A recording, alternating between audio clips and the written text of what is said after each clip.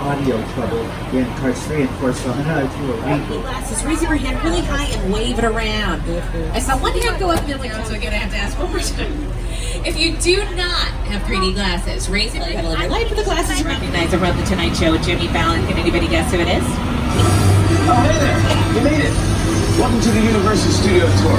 I'm Jimmy Fallon. I'll be making sure you get through this experience in one piece. You've got the very best guide. Harley. And the greatest driver. Doozy. They're the best. I love them. Even though Harley. owes me $5. I know you guys are excited to get on the tour. To get my attention, you can reach up and pull the red emergency cord above your head.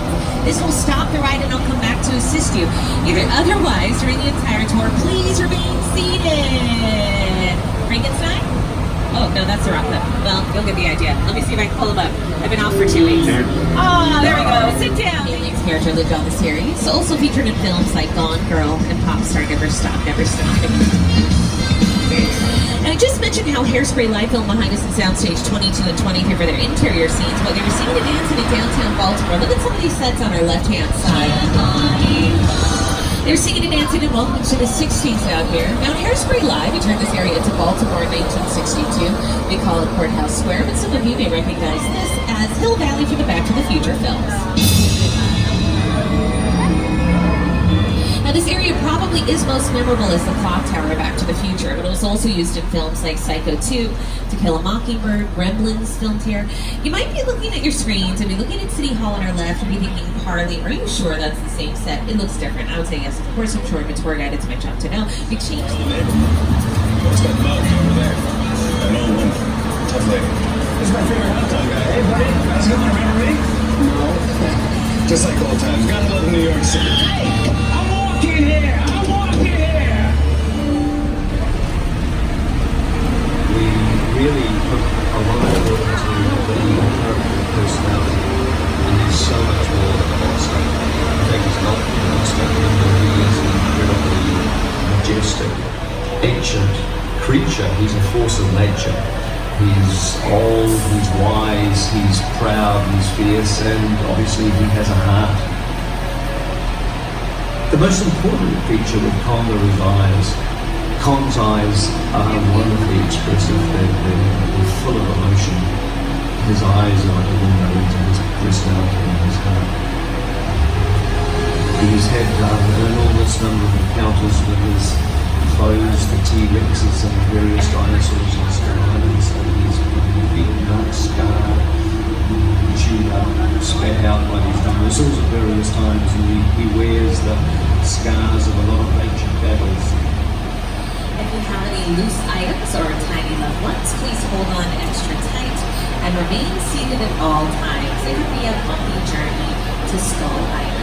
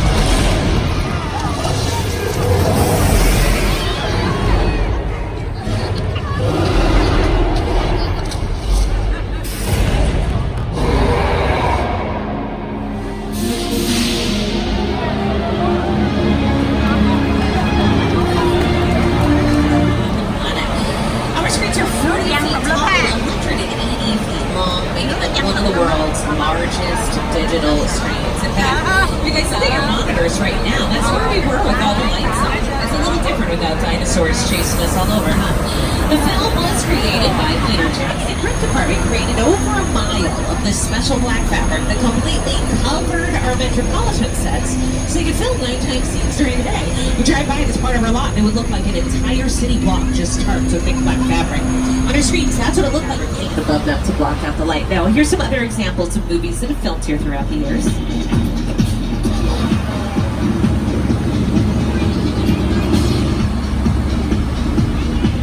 Nice place, huh?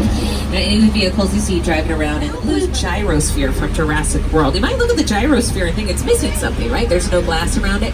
But the truth is, most of the time they were filming, there was no glass around the gyrosphere, because if you're going to film through curved glass, you're probably going to see a reflection of the camera looking right back at you, which doesn't make any sense. So they're going to add the effect of glass with CGI. Now, I know it doesn't feel like we're going too fast and furious, but I do have to remind everyone. Oh, Frankenstein's my best friend today. So again, when the tram is in motion, specifically the gentleman in the red shirt in car 3 who is standing, you'll see several sets, props, and vehicles used in the Jurassic Park films.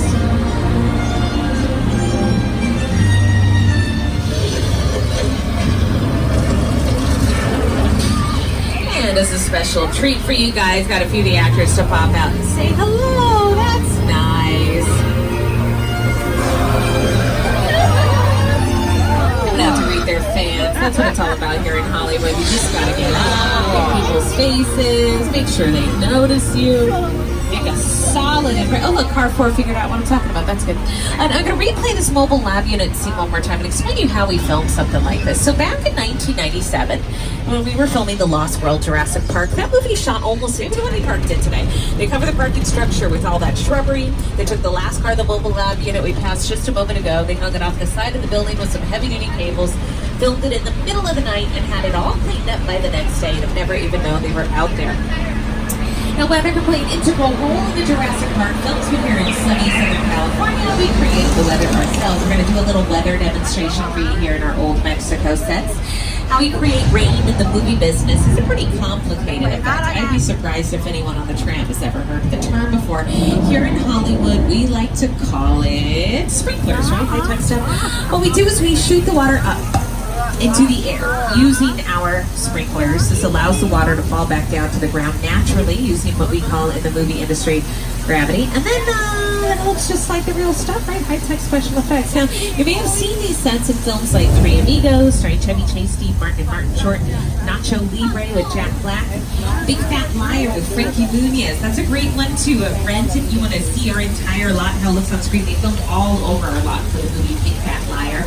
Lady Gaga's music video, Judas, filmed here. And you know what, it looks like we may have left these sprinklers too. Yeah, we did. I might have to ask them to maybe even make a try.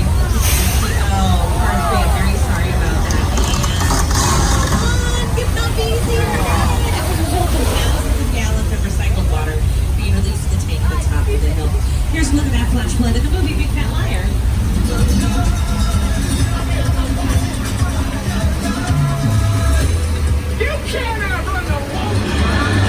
As we roll out of our Old Mexico sets, you can sort of peek back to our left into the rest of Old Mexico, into some of our Western sets. You can see there's a little bit of production going on today. The New York Film Academy is a film school here in Los Angeles. A little confusing with New York in the title. I know they rode a boat back and forth. But that lake is probably most famous for being the Black Lagoon, and the creature from the Black Lagoon, the 1954 film.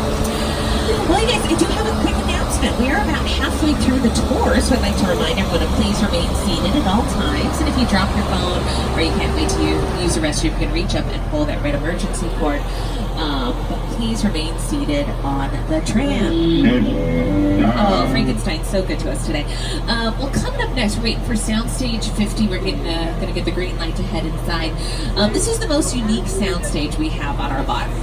Earlier, I was talking about how the inside of an empty soundstage is kind of like a big empty warehouse, tall ceilings, thick walls. That's how they look in between productions. And a commercial might rent a soundstage for one day, or maybe a television show wants to rent it for 6 years. But the production will rent the soundstage, build their set inside, film whatever they need. Once they're done filming, they got everything, they're wrapped, the set is torn down, and it's a completely empty soundstage again. Soundstage 50 is a permanent set. It is always a subway station here. Now, an episode of Bones filmed in here. There's any fans television series Bones on Fox, also used in Beverly Hills Cop 3 back in the day. Now, you might think it would be easier to film on location at a real subway stop somewhere in Los Angeles as opposed to building an entire subway station inside of a soundstage. That's probably true. However, it can be pretty difficult to film on location at a real subway stop because you end up working your shooting schedule around the arrival and departure of the subway trains, or you can ask the city to stop the trains. Okay. Hey guys, feel a little tremor. We get these sometimes in California. All right. Feel free for having an earthquake. Do you ever remain calm? Please remain seated. We'll get you out of here as soon as we can. Okay, nothing to worry about. Okay, cars 2 and 3. Off to our left, don't be alarmed. We have excellent infrastructure on these trams. It's like a steel. Except fire. Fire might be a problem. Well, listen up. I grew up in California. I've been through a lot of earthquakes. I can talk us through this one. First things first, is anybody happen to have a separate?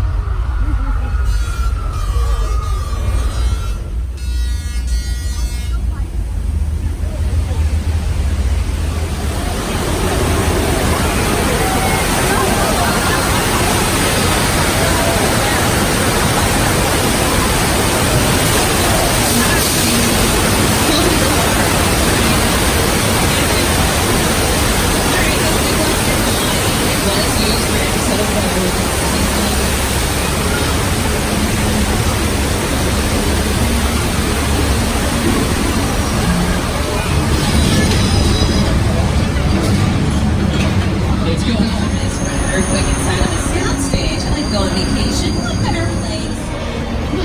But look, first you guys look at that. They caught the shark and taken right over the dock. We got nothing to worry. Oh, wait a second. There's something out in the water. I think we caught the wrong shark.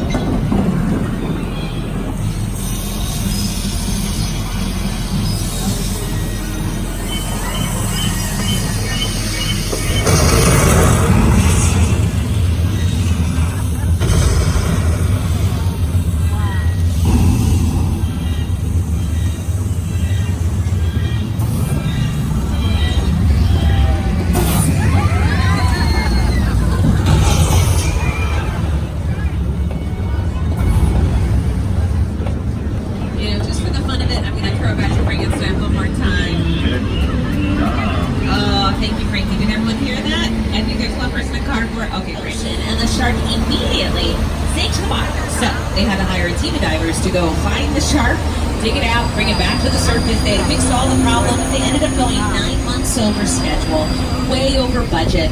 The movie was nicknamed Flaws, and this is all because our lovely jacaranda tree is blooming. For those who are not California natives, our purple trees here only bloom a couple months out of the year. But this little lighthouse is where her character, Angela Lansbury's character lived. Next tree, we're going to take you down the exteriors. The insides of all these other houses were built in our sound stages back in our front lot. Now, besides Desperate Housewives, you've probably seen the street in 100 commercials and never even noticed. In fact, we rarely go down the street on weekdays because so many commercials so here. 80s movie fans might remember it from The Burbs, starring young Tom Hanks. Movie Why Him, starring James Franco and Bryan Cranston. They covered the street with snow. And for all the kids on the train, you may recognize the green house on our left, the white and orange strip. That was the house used in Matlock. Now we mentioned our little to create the Seuss-like shapes of the buildings. They were made out of styrofoam and chicken wire. There's nearly 2 million linear feet of styrofoam to create the town of Whoville. to make you guys feel old, just so you know, we were starting production on this movie 20 years ago. Can you believe that? Now, if you thought the Grinch was a nasty neighbor for the Who's, you had no idea who was really living right next door, feet away.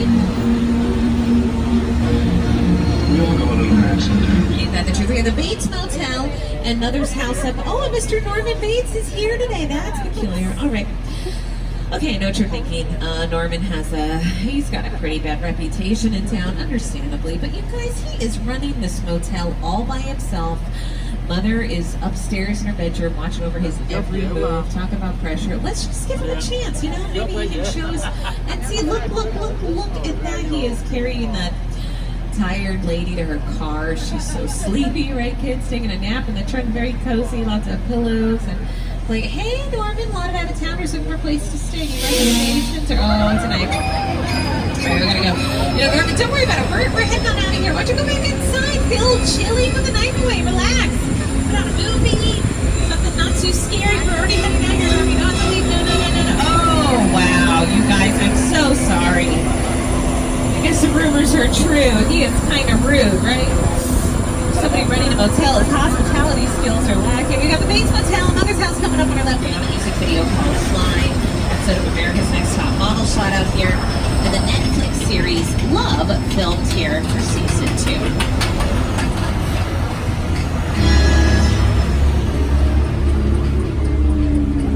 The airplane crash site set is a perfect example of a set that is all designed around the vision that Stephen had.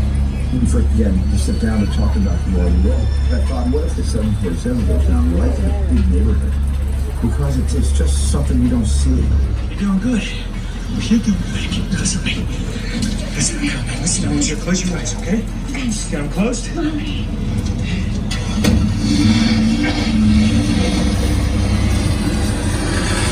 Robbie, get in. Get in.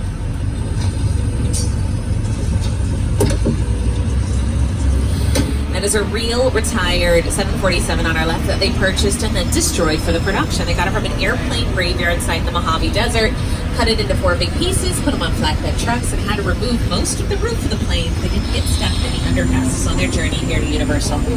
Okay, guys, we're about 10 minutes away from the use of CGI, which brings me to the gigantic blue wall down the hill from us. That's Falls Lake, one of the largest freestanding backdrops in the world, used primarily for CGI. Sully with Tom Hanks, a great example, when they filmed here. When they land the airplane in the Hudson River, if you look at your screens, the airplane, the water, the people, that was real. That all took place in that big basin, and from the imagery they added after the fact once they were finished filming. Well, you guys, we've learned all about filmmaking at this point, the behind-the-scenes look. I don't know about you, but I think it is time to be in a movie. As you can see on our right-hand side, the 1970 Charger from Fast and the Furious. So guess what, you guys? We're going to do a big-time Fast and Furious film. So I need drama, I need emotion, and we're going to set it up with the rest of our characters right now. So just like that, you guys, we're going to go ahead and roll and action. My name is Roman Pierce. Pleased to meet you. My buddy Hobbs asked us to stash you short for a while. So we brought you in our secret spot. All right, look, guys, we're gonna keep Shaw from finding you, but to keep you safe, we need your help. We don't want the syndicate tracking us here, so put away your cameras and turn off your cell phones. One flash or one ringtone could give us away. You know, my Mona Lisa got messed up a little bit.